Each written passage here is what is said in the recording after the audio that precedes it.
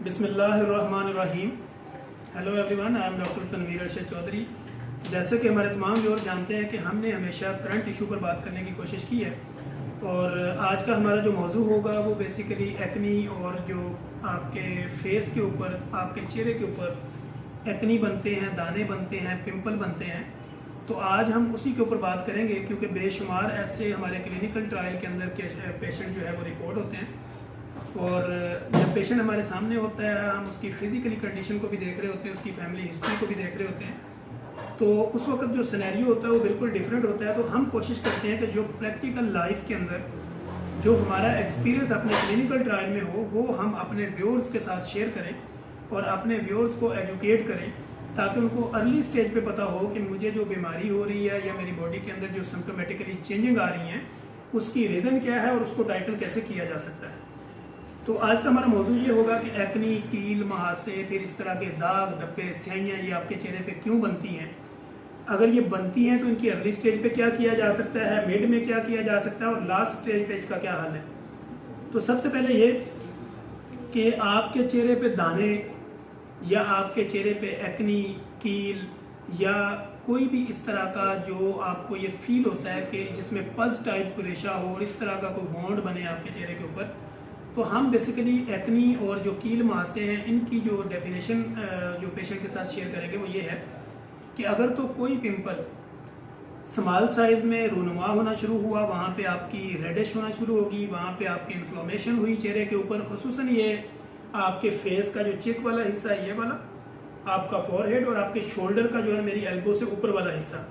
इस सारे एरिया के ऊपर अगर आपको किसी जगह पे कोई इस तरह का जो आपकी बॉडी की नॉर्मल वैल्यू से हट के वहाँ पे कोई एक्नी बनना शुरू हो जाए, कोई दाना निकलना शुरू हो जाए, तो ये बेसिकली एक्नी, हम इसको जो एक्नी में इसलिए काउंट करते हैं।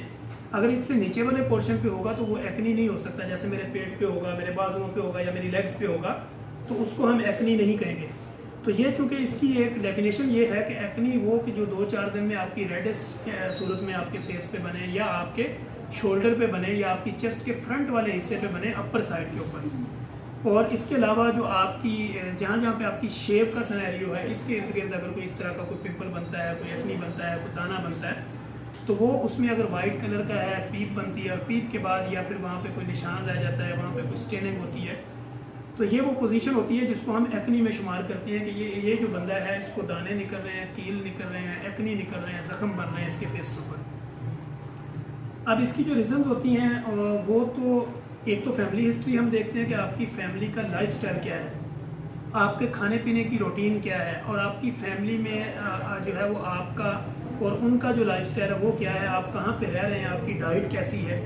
और आपकी डाइट हैबिट्स में आप क्या क्या चीज़ें यूज़ कर रहे हैं, हार्मोनल इफेक्ट कितना है आपका, या फिर आपका वेट और स्टोमिक का आपका क्या इशू है कि स्टोमिक्स में अगर कोई मसला होता है, आपके मैदे में कोई प्रॉब्लम है, तो उसकी रीज़न में भी आपके एक्नी और पिंपल वगैरह निकल सकते हैं। तो इस तरह की कंडीशन जो है वो पेशेंट जब सामने होता है तो हर पेशेंट टू पेशेंट वेरी करता है। ये जो हम वीलॉग बनाते हैं ये किसी एक पेशेंट का जो है वो सब के ऊपर फोकस नहीं किया जा सकता। हर पेशेंट की हिस्ट्री अलग है, उसके एक्नी और पिंपल की जो डेफिनेशन है वो बिल्कुल अलग है, उसकी रीज़न अलग है। कुछ का हार्मोनल इशू होगा और कुछ जो है वो फैमिली हिस्ट्री में होगा, कोई जेनेरिक भी आ रहा होगा कि उसकी जीन्स में भी ऐसा चल रहा होगा। अब हमने चूँकि ये इस मौजू को इसलिए रखा है कि पेशेंट हमारे पास आती हैं, फीमेल पेशेंट भी आती हैं, मेल पेशेंट भी आते हैं, उनके जो है ना वो पहले पिंपल बनता है, फिर उसकी शक्ल बिगड़ जाती है, वो उसको रंग बिरंगी क्रीमें लगाती हैं या कोई भी केमिकेटेड क्रीमें लगाती हैं जो मेडिकेटेड क्रीमों से हट के जो आपकी आर्टिफिशियल जितनी भी चीज़ें बनी होती हैं वो लगाते हैं। और कई जो है वो फिर अपना यूनानी या कोई होम्योपैथिक या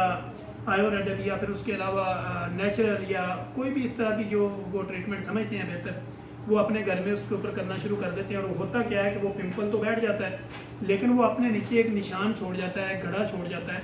जो कि फिर उसके लिए उसको कई डर्मेटोलॉजिस्ट के पास जाना पड़ता है, तो फिर भी वो मसला उसका हल नहीं हो रहा होता। तो हमारा अपने व्यूअर्स को एजुकेट करने का पर्पज़ ये है आज के दिन कि अगर आपका एक्नी बनना शुरू होता है, अर्ली स्टेज है, यानी आपने देखा कि आपके किसी भी जगह पे रेडनेस शुरू होगी, रेडिश शुरू होगी, इन्फ्लोमेशन शुरू होगी, या आपने देखा फेस को किसी जगह से दबाया, आपको लगा कि यहाँ पे कोई पेन शुरू हो रही है या कोई हिस्सा रेड हो रहा है, तो वो एक्नी की एक अलामत बनना शुरू हो रही है। अब अर्ली स्टेज के ऊपर आपने एंटीबायोटिक के ज़रिए भी आप उसको दबा सकते हैं, एंटीबायोटिक का इस्तेमाल किया जा सकता है, लेकिन आफ्टर कंसल्टेंसी, विदाउट डॉक्टर के किसी भी मशवरे के साथ, विदाउट कंसल्टेंसी कोई भी मेडिकेशन आपके लिए नुकसानदेह हो सकती है, क्योंकि हर मेडिकेशन का साइड इफेक्ट है। तो इसलिए आपको जब अर्ली स्टेज पे पता चल जाए तो अपने एक्नी को रोकने के लिए, पिंपल को रोकने के लिए, दानों को ख़त्म करने के लिए आप अपने कंसल्टेंट के पास जाएं और कोई भी एक लाइट सा एंटीबायोटिक शुरू कर लें। वो 3 to 5 डेज़ हो सकता है, 5 to 7 डेज़ हो सकता है, 7 to 10 डेज़ हो सकता है, 10 to 14 हो सकता है, 14 to 21 हो सकता है। ये एक पीरियड है कि जिसके दौरान जो है वो हमें एक्नी, मुहासा या आपका जो पिंपल है, कोई दाना बनता है रेशे वाला, तो उसको हम ख़त्म कर सकते हैं। अगर इससे अगली स्टेज पे गुजर गई, आपने उसको नेगलेक्ट किया, आपने उसको प्रॉपर उसके ऊपर तवज्जो नहीं दी और वो जो है वो पिंपल जो है, वो एक्नी जो है, वो दाना एक बड़ी शक्ल इख्तियार कर गया, फिर भी आपने कुछ ना किया, ना तो आपने उसके ऊपर कोई लोकल एप्लीकेशन वगैरह की, या क्रीम, ऑइंटमेंट, लोशन, या कोई भी आपने उसके ऊपर कोई फेस वॉश, कोई सोप, इस तरह की चीज़ों का अगर आपने इस्तेमाल नहीं किया और सफाई का प्रॉपर ख्याल नहीं रखा, तो ये जो आपका एक्नी होता है या जो आपका पिंपल होता है, ये फिर एक बड़ा निशान नीचे छोड़ जाता है, जो आपके एक गड़े नुमा बन जाते हैं। कई स्किन हमारे पास पेशेंट लेके आते हैं तो वहाँ पे धब्बे भी बने होते हैं और साथ में स्किन जो है वो डिप भी हुई होती है, जैसे वहाँ से कोई पीस निकल चुके होते हैं। वो फिर पिगमेंटेशन है और उसके बाद इस तरह के कई आगे डर्माटोलॉजिस्ट वाले जो इस तरह की चीज़ों को डील करते हैं। तो बेसिकली कहने का पर्पज़ ये है कि ये वो स्टेज होती है कि जो अब आपकी अर्ली स्टेज से निकल चुकी होती है। अब आप किसी भी स्किन स्पेशलिस्ट के पास जाते हैं, डर्मा वालों के पास जाते हैं, जो कि अक्सर ये बात डर्मा वाले चूँकि आपको सच नहीं बताते, वो प्रॉपर आपको ये कह देते हैं कि इस मसले का हल हो जाएगा। और अक्सर आजकल हम देख रहे हैं बहुत ज़्यादा चोर बाजारी इस तरह की लगी हुई है कि लोग कहते हैं जी इसका जो है वो आपका लेज़र करवा लें। अब आपके जो गड़े बन गए हुए, वो नीचे जो जगह आपकी पिंपल ने छोड़ दी और उसके बाद फिर आपने उसको नेगलेक्ट किया और वहाँ पे जो बड़े गड़े निशान बन गए और उसके ऊपर भी आपने प्रॉपर कोई कंसल्टेशन नहीं की किसी के साथ, वो टाइम गुजरता गया। उस टाइम के साथ साथ जो है वो अब वहाँ पे निशान बड़े हो गए। अब उन निशान ख़त्म करने के लिए आप डर्मा वालों के पास जाते हैं, बेशुमार पैसा भी आप वेस्ट करते हैं, लेकिन आपका वो ठीक नहीं होता। फिर वो आपको कहते हैं जी लेज़र करवा लें, लेज़र के भी आप सेशन लेते हैं और वो आर्जी तौर पे ठीक होता है और उसके बाद दोबारा फिर वहीं पे ही हो जाता है। इसी तरह आपकी जो चिक्स है इसके ऊपर अगर कोई पुराना निशान बन गया, कोई पुरानी स्याही बन गई, तो वो कतन ख़त्म नहीं हो सकती। जितनी मर्जी आप क्रीमें लगा लें, जितनी मर्जी आप ट्रीटमेंट ले लें, स्किन का कोई भी डिजीज़ जो आपको क्रॉनिक हो गया वो ठीक नहीं हो सकता। वो आर्जी तौर पे मदम होगा, जैसे आप मेडिकेशन छोड़ेंगे वो दोबारा से वहीं पे आ जाएगा। अब इसका प्रोसीजर्स क्या होता है? एक्नी अगर बन गए, आपके ऊपर पिंपल बार बार बन रहे हैं, आपने एंटीबायोटिक का यूज़ किया, आप उससे ठीक नहीं हुए,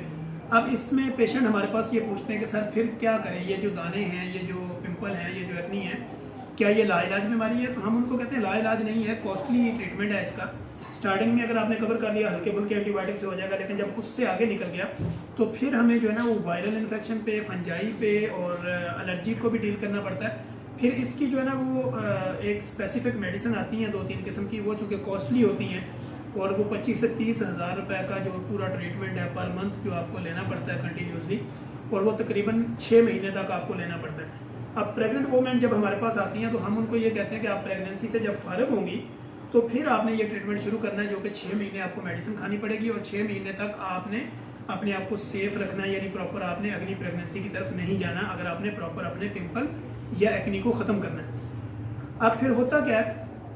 कि हम प्रेग्नेंट वोमेन जो होती है उसका उस वक्त ट्रीटमेंट नहीं करते, क्योंकि ये जो मेडिकेशन मैं आपको बता रहा हूँ कि जो हमें 6 महीने के लिए देनी पड़ती है, ये एरिनोन के नाम से भी टैबलेट आती है। इस तरह और भी इसके स्पेसिफिक ब्रांड हैं जो आते हैं पाकिस्तान में, ओडी डोज के साथ हमें इसको यूटिलाइज करवाना पड़ता है। और ये चूँकि कॉस्टली ट्रीटमेंट होता है तो इसलिए इसके साइड इफेक्ट में ये आता है, क्योंकि हार्मोनल चेंजिंग आपकी बॉडी में होती है, स्पेसिफिक जो है आपको इस तरह की मेडिकेशन लेनी पड़ती है,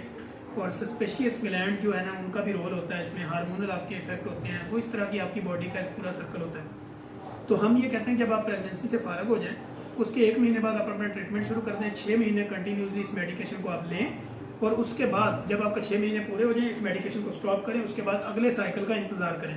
यानी जब आपको पीरियड हो जाएं, एक साइकिल पीरियड हो जाए, तो उसके बाद आप अगली प्रेगनेंसी जो है उसको प्लान कर सकते हैं। ये तो हो गया प्रेग्नेंट वोमेन के लिए। अगर ये आम मेल के लिए होता तो उसका ट्रीटमेंट भी तकरीबन कोई 6 महीने चलता है, और उसके साथ जो है वो हम लोकल एप्लीकेशन वगैरह भी देते हैं। अगर अब ये होता है कि क्रीम है, ऑइंटमेंट है, लोशन है, फेस वॉश है, सोप हैं, और इसी तरह की डिफरेंट टैबलेट्स भी देते हैं, जैसे आपको विटामिन सी की कमी है, मैग्नीशियम है, कैल्शियम है, फास्फोरस है, मिनरल्स है, आपकी स्किन को एनर्जी देनी है, इसी तरह आपका ऑटो इम्यून सिस्टम है, आपकी इम्यूनिटी को डेवलप करना है, इसी तरह आपको बायोटीन वगैरह देनी पड़ जाती। तो ये वो कंडीशन होती हैं जो पेशेंट टू पेशेंट वेरी करती हैं, हर पेशेंट का एक डिफरेंट सिनेरियो होता है। अब हम ये देखते हैं कि अगर हमने ये सारा कुछ कर लिया, अब यहाँ पे आके कन्फ्यूजन क्या होती है। एक पिंपल जो बड़ा शक्ल इख्तियार कर जाता है तो हम फिर उनको ये कहते हैं कि जिसको आप पिंपल समझ रहे हैं ये बेसिकली पिंपल नहीं है, ये फोलिकुलाइटिस भी हो सकता है, एब्सेस भी हो सकता है, फोड़े फिंसी भी हो सकती है। लेकिन एक्नी की एक डेफिनेशन ये है कि वो बिल्कुल एक स्मॉल साइज में होगा और उसके जो ना 1-2 दिन गुजरेंगे या 72 आवर्स के अंदर अंदर वहाँ पे पीप पड़ना शुरू हो जाएगी। जब आप दबा के उसको निकालेंगे तो उसके अंदर से